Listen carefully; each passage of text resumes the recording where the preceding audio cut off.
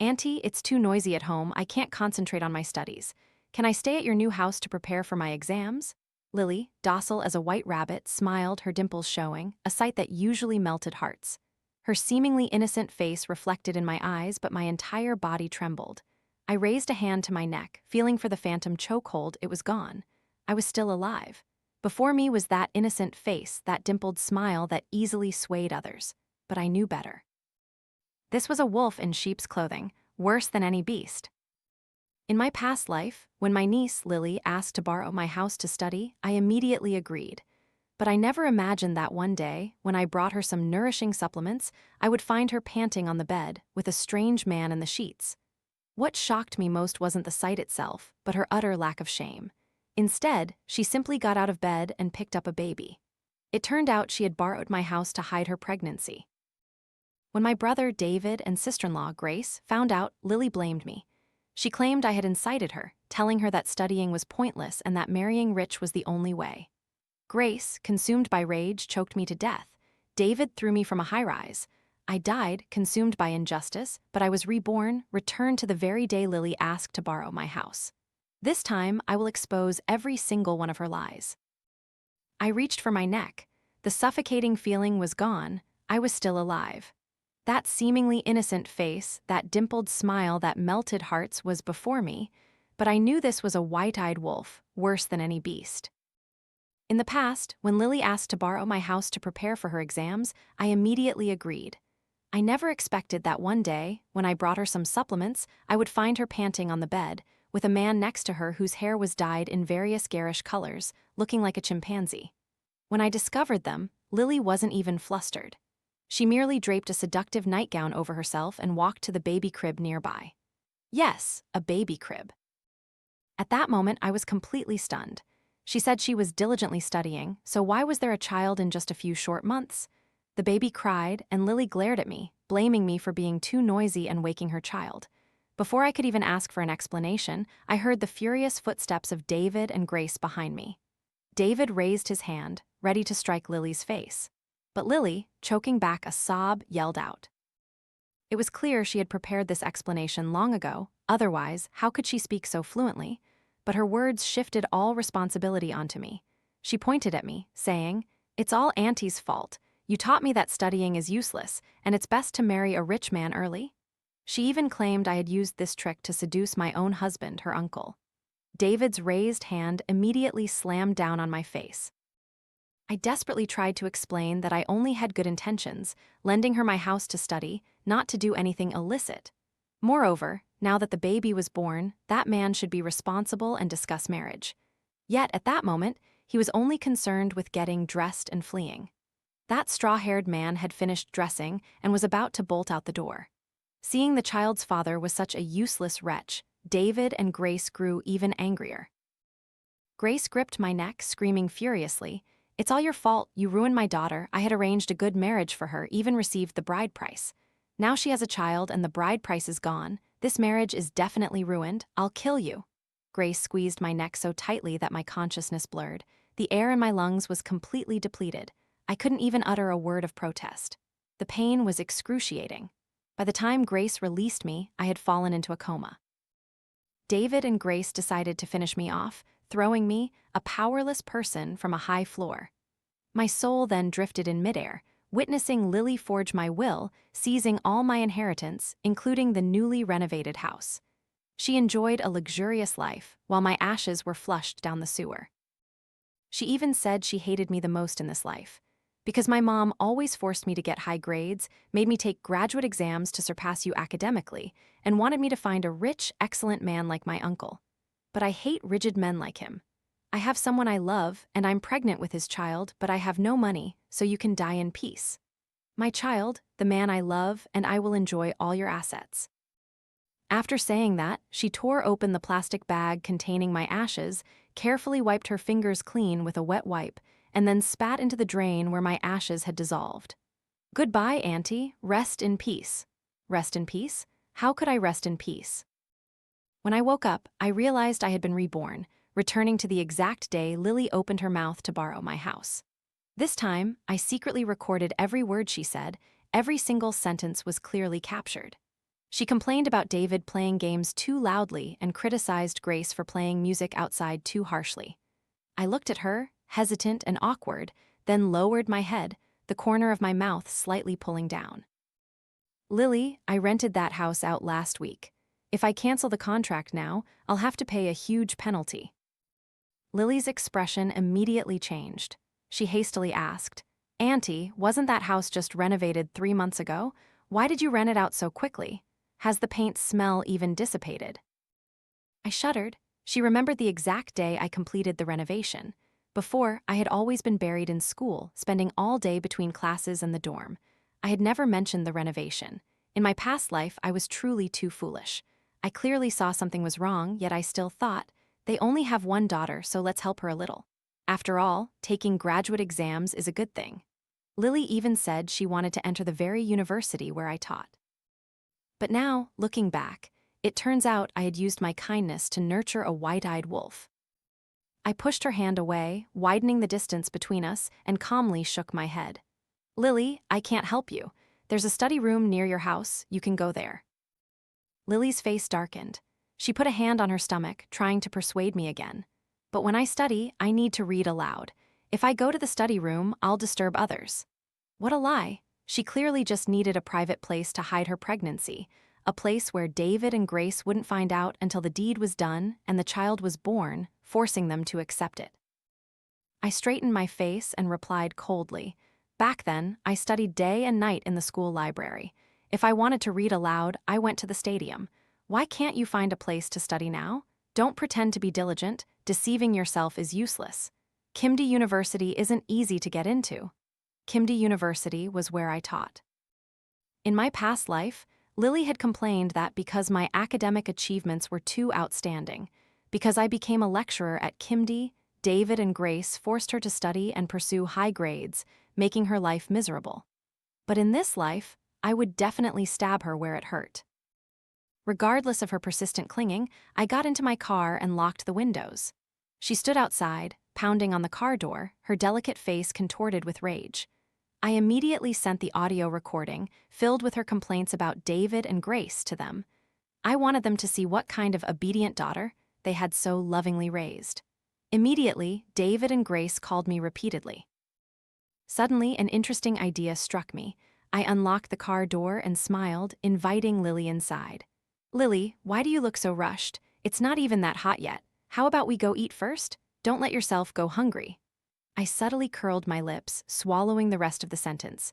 Don't let yourself and the child in your belly go hungry. We went to a high-end restaurant, a place Lily wouldn't normally dare to enter. She excitedly picked up the menu and ordered a string of dishes. I gently took the menu from her hand. She looked up, her eyes filled with suspicion, a flicker of anger in their depths. "What is it, Auntie? Aren't you treating me?" I smiled, a hint of malice rising within me. "Wait a moment, someone else is coming." Immediately, Lily tensed up. She hastily demanded, "Who's coming?" I asked the waiter to bring out a dessert. While she was eating, I looked up and saw David and Grace walking through the door. I knew the show was about to begin. I warmly greeted them. Their plates and chopsticks were already set. Only then did I hand the menu back to Lily, smiling. "Lily, didn't you say you wanted to take graduate exams and apply for the English department at my university? This menu is all in English. Consider it a little test from me." Then I ordered for myself. I ordered a grilled eel rice and corn ice cream. David and Grace looked around the restaurant, pointing at dishes on other tables, ordering a bit of this and a bit of that. Lily nervously held the menu, stammering through her English order. Finally, when the waiter left, she let out a sigh of relief, but I wouldn't let her rest easy. I glanced at Grace, seeing her dissatisfied expression, and deliberately poked at that point. "Lily, with this English proficiency, not to mention getting into my university, I'm afraid even passing the level 6 certificate exam will be difficult." The moment I finished speaking, Grace's sharp gaze immediately shot towards Lily. Her face instantly became grim. The meal was stifling. When the rich, fragrant, braised pork belly was brought out, Lily suddenly covered her mouth and rushed straight to the restroom. I watched her retreating back, deliberately speaking loud enough for David and Grace to hear.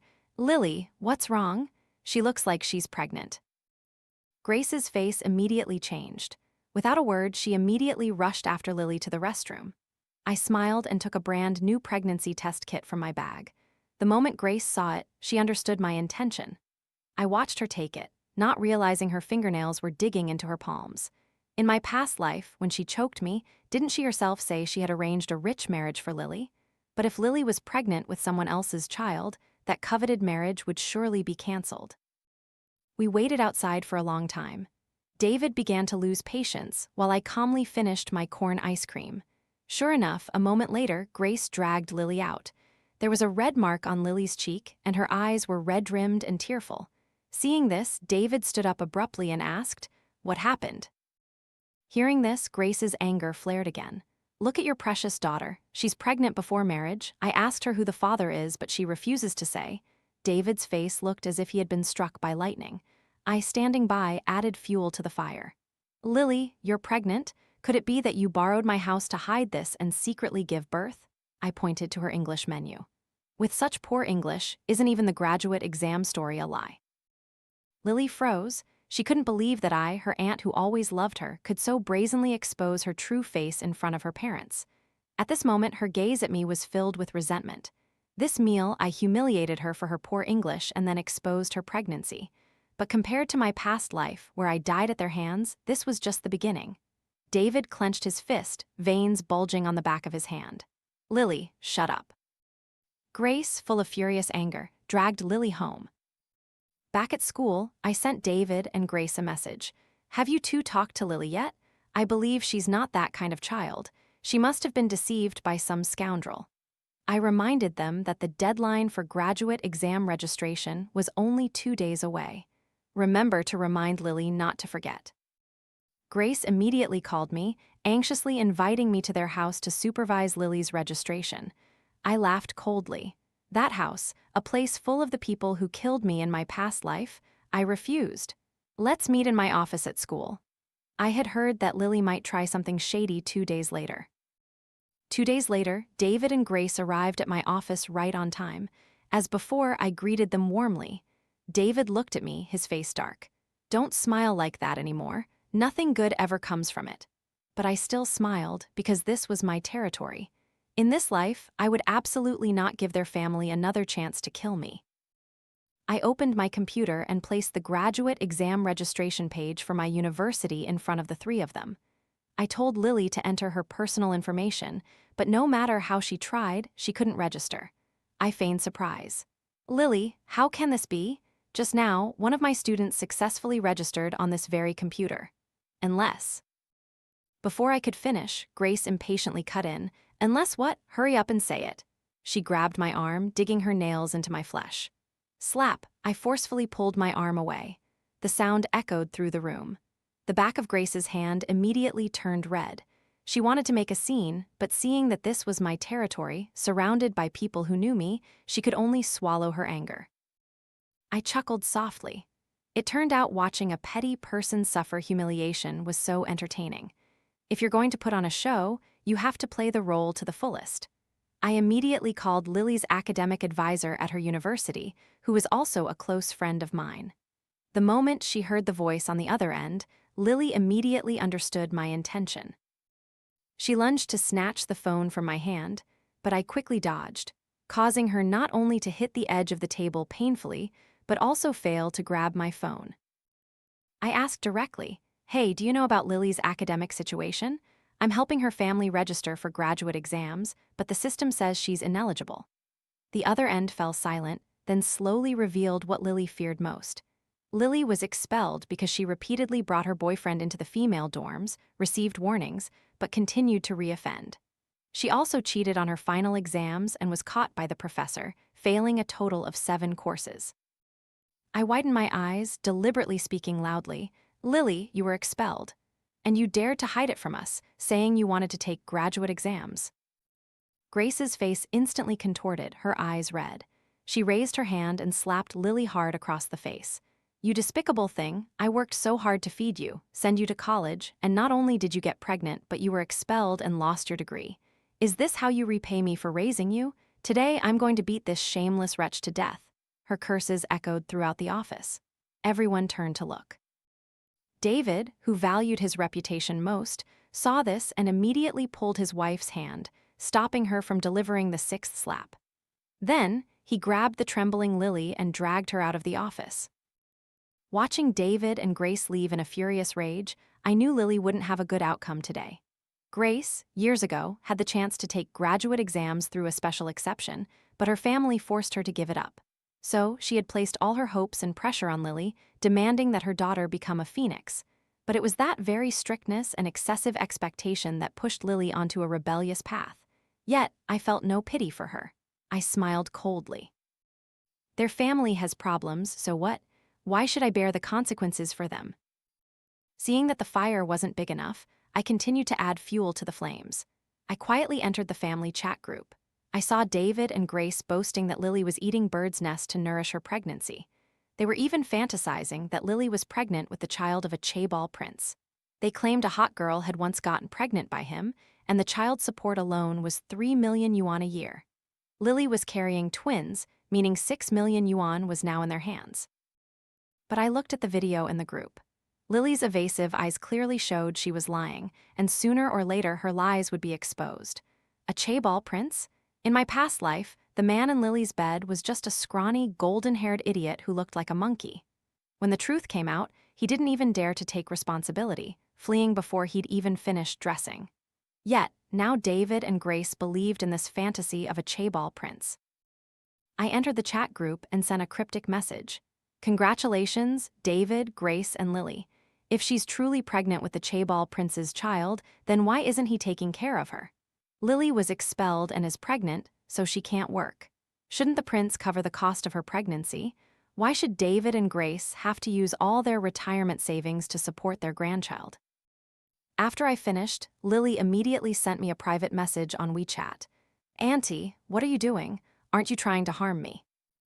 I maintained my gentle smile, still playing the role of a loving aunt. Lily, I'm just thinking of you. If the baby in your belly is truly the chaebol prince's child, then every day you should be eating bird's nest worth thousands of yuan a kilo and expensive abalone supplements. Everything would be delivered directly to you. Why would you need to trouble Grace, making her wake up early to go to the market to buy old chickens to stew soup for you? Every word I spoke seemed to be for their benefit, but in reality, I was slowly pushing Lily into an abyss. She was speechless, unable to utter a single word, only angrily throwing back, Auntie, you're meddling too much. Oh, really? So when you borrowed my house, when you slandered me, why did you want me to meddle and help you? Lily, in this life, no matter what tricks you play, I will not let David and Grace's anger fall on me again. Now, I want to see how you'll explain that fictional chaebol prince. Immediately after, the relatives in the family chat group buzzed with excitement. They clamored, tagging Lily, demanding she invite the chaebol prince to meet them. As for me, I just silently stood in the corner, quietly waiting to see how she would deal with this pack of bloodsuckers. I had a video clip, a recording from a pub near Lily's house. This video was sent to me by one of her university classmates, who is also a lecturer at the university and a close friend of mine. I watched the video and discovered something interesting. Lily seemed to have a lot of conflicts with her roommates, which also contributed to her expulsion. Of course, there was another reason. She repeatedly brought her boyfriend into the female dorms. Over the 7 months of her pregnancy, I monitored Lily's WeChat posts. What I saw astonished me. From someone scared and evasive, she gradually became a show-off, enjoying life. Early mornings, she'd post pictures of the sunrise, holding a Starbucks cup and a delicate pastry. At noon, she'd boast about the nutritious meals specially prepared for pregnant women by Grace herself. After meals, she'd eat expensive imported strawberries to aid digestion. Today, she'd ask David to buy fresh seafood from another city. Tomorrow, she'd tell him to bring back a specific food she liked. The day after, she'd continue to boss them around as if she were the mistress of the house. Meanwhile, David and Grace, one toiling away at work, the other struggling to care for her, watched their money disappear like water. When I happened to run into them at the hospital, both David and Grace looked gaunt, their faces haggard and drawn. In contrast, Lily, judging by her WeChat posts, had gained a full 10 kilograms. This time, Grace was exhausted and had to come to the hospital for a checkup. They saw me, noticed I was holding my full belly, and hopefully asked, "Are you sick?" I raised an eyebrow and slowly replied, "Oh, nothing. An old university friend of mine works here. I just came to visit him." Immediately after, I feigned surprise, opening my eyes wide and exclaiming, "Oh my goodness, Grace, you're so pale. People used to say you marrying David was like a beautiful flower planted in rich soil. But now you're so thin, with no color in your face at all. Looking at the two of you from afar, one might mistake you for an old married couple." David and Grace's faces immediately darkened. I happily observed their suffering. Their wallets must have significantly thinned out by now, but they were still dreaming of that extravagant 6 million yuan, weren't they? I calculated the time. Lily was now 9 months pregnant, close to giving birth. Abortion was definitely out of the question, so I had no qualms about delivering a crushing blow to David and Grace's dreams. In front of them, I sent a video clip to the family chat group. It was a video of Lily in a pub with her golden-haired prince, intertwined and inseparable for 15 minutes. Not just kissing, but intimate caresses of lovers. In the video, her seductive moans were heard, unmistakably hers. David and Grace were stunned, frozen in place, as if someone had choked their throats, leaving them breathless.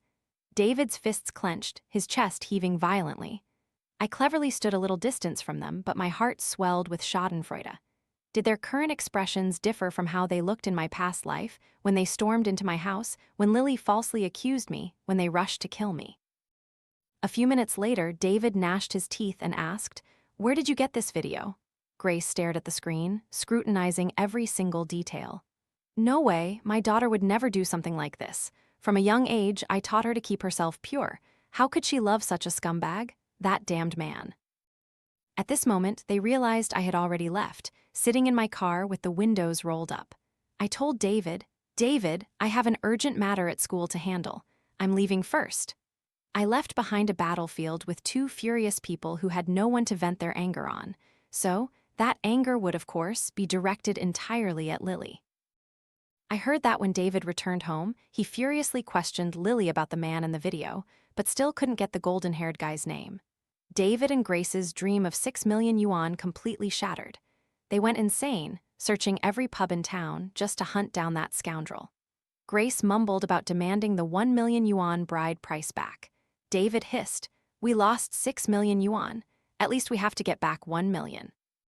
Given David and Grace's aggressive, wolf-like personalities, Lily should have been beaten to a pulp.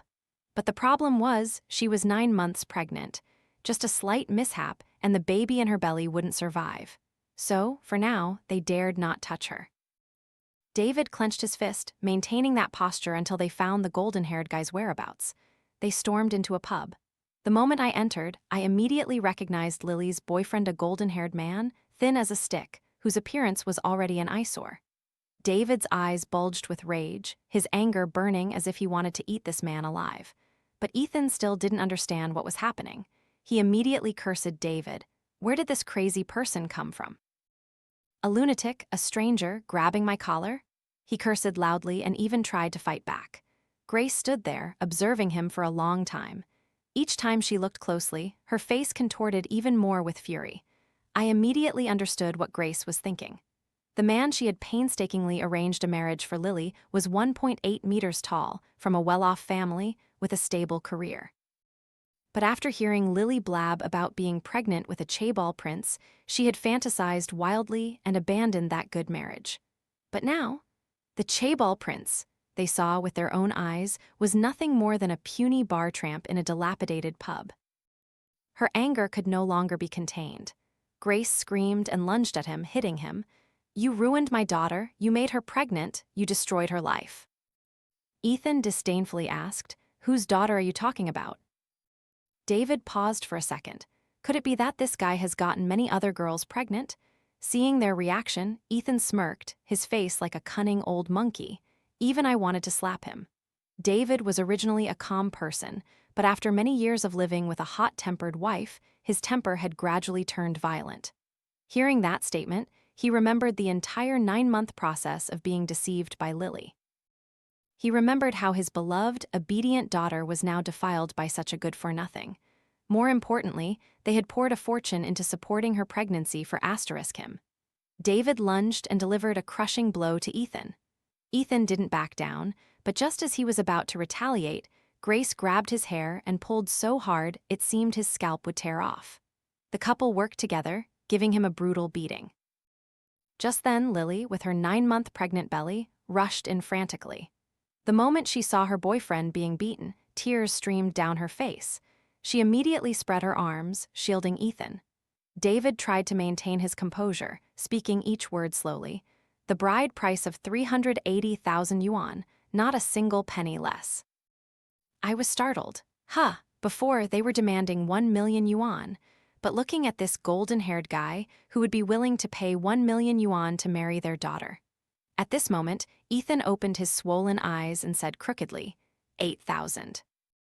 Grace shrieked, "What did you say?" Ethan sneered, "Your daughter is pregnant, she's lost her value, she's already half my wife. I can only offer 8,000 yuan as a bride price, take it or leave it." I was stunned.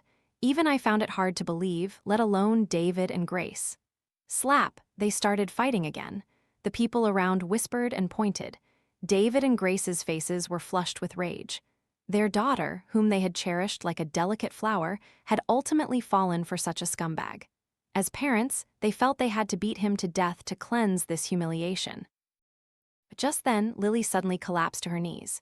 Grace couldn't hold her and she fell to the ground, her 9-month pregnant belly hitting first. Immediately after, David's fist landed squarely on Lily's stomach.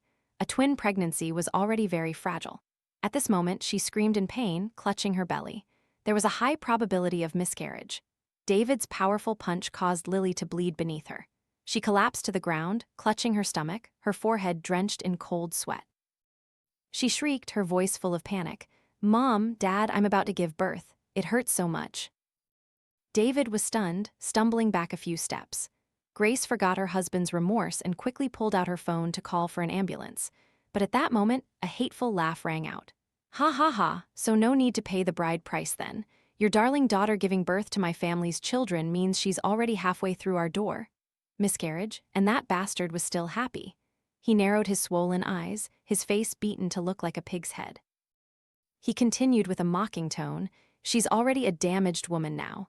My parents don't like her either. But hey, dear father-in-law, I'm a kind person, so the bride price will still be 500 yuan. How about 500 yuan? Rage flared in David's eyes again. He swung his fist once more. But as it was about to land on Ethan's face, David's expression suddenly changed to one of pain and remorse. It was he who had caused Lily's miscarriage. It was he who had lost his grandchild. All the money poured into Lily's pregnancy care had gone to waste. David slumped against the wall, covering his face with his hands, tears seeping through his fingers and rolling down his cheeks. Grace reacted even more violently. She shrieked, "Get out! My family would rather die than let my daughter marry into yours." But they didn't notice Lily, who had just been pushed out of the emergency room. Upon hearing those words, tears silently rolled down her cheeks. The nightmare had only just begun. Later, when David and Grace appeared before me, I was stunned. Two gaunt, haggard, pale figures. Were these really my brother and sister-in-law? It turned out that after Lily was discharged from the hospital, David and Grace had locked her in the house, cutting off all contact between her and Ethan. But they never expected that Ethan would still find ways to see Lily. He didn't give up, choosing to climb over the wall into their house.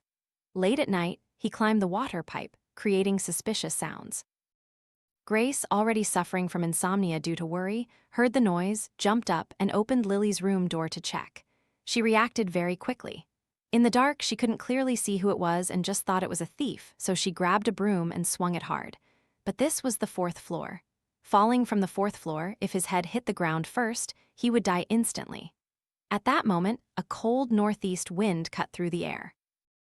Ethan, wearing a down jacket, fell from a height, scattering feathers like falling snow. As a result, his spinal cord was severely damaged. He didn't die, but he was completely paralyzed from the neck down. From then on, he could only lie in bed, needing someone to care for his every need. Ethan's family was furious. They came to David and Grace's house, demanding they take responsibility for caring for him for life and demanding a huge sum of compensation. The two families sued each other incessantly. Lily cried and complained all day long. David and Grace finally couldn't bear it anymore and came to me, begging for help. It wasn't that I didn't want to help them, but I had just bought and renovated a new house, and my funds had already run dry. Hearing this, Grace's eyes lit up. She grabbed my hand, eagerly saying, "You still have a newly renovated house, right? Sell it. That should be enough to pay compensation to Ethan's family." I looked around. We were currently standing on the campus where I taught. Around us were students and my colleagues. Everyone recognized me. People came and went in a constant stream. I smiled very gently, very calmly. "Grace, actually, that night you clearly saw it was Ethan, didn't you? If the judge knew you deliberately knocked him off the fourth floor, not mistaking him for a thief, do you think the amount you'd have to compensate would only be 2 million yuan?" Grace's eyes widened, her hands clenched. She clearly wanted to strike me, but this was my territory. I smiled softly, looking directly into David and Grace's eyes. "What kind of child have you raised? Lying to you that she graduated from university, lying to you that she wanted to take graduate exams, getting pregnant with a scumbag, and now causing you to lose all your assets." I heard that even now, Lily cried every day at home, wailing that she wanted to see Ethan. Hearing this, Grace's face contorted, her voice sharp as a knife. "What do you mean by that? Are you saying I raised a daughter who is inferior to you in every way?" This time, I dropped my casual demeanor, looked directly into her eyes, and replied sincerely but with disdain, "Yes, exactly." Grace collapsed. David gritted his teeth, full of hatred. But because there were so many students and my colleagues around, and they were on the university campus where I taught, they could only swallow their anger, support Grace's trembling body, suppress their rage, and leave. But not long after, Lily knelt before me. "Auntie, please lend me money. I'll take care of you in your old age and handle your funeral arrangements. Didn't you always love me the most?" She crawled closer to me, desperately pleading, "Auntie, please help my parents. Ethan's family is too vicious. They're constantly harassing my parents, pushing them to their limits."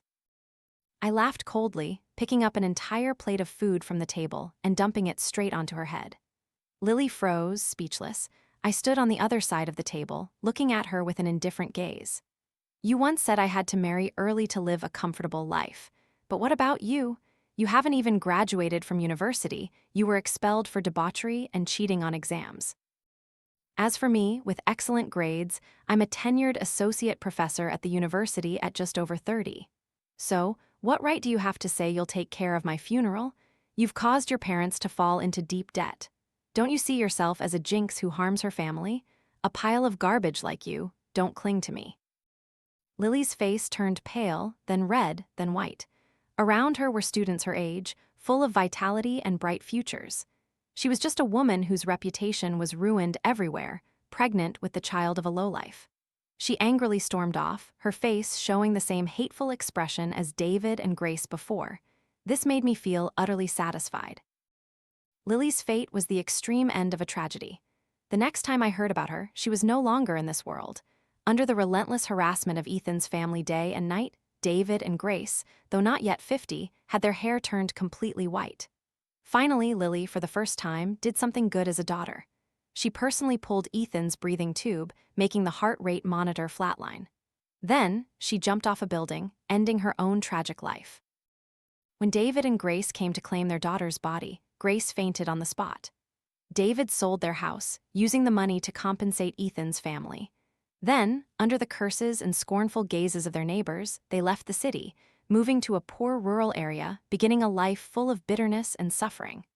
I heard that afterward, they tried their best to have another child, but regrettably, it was another ungrateful child, no different from Lily. As for me, I finally escaped the nightmare of my past life. I now have a perfect, happy life, a life that truly belongs to me. All grudges have been settled,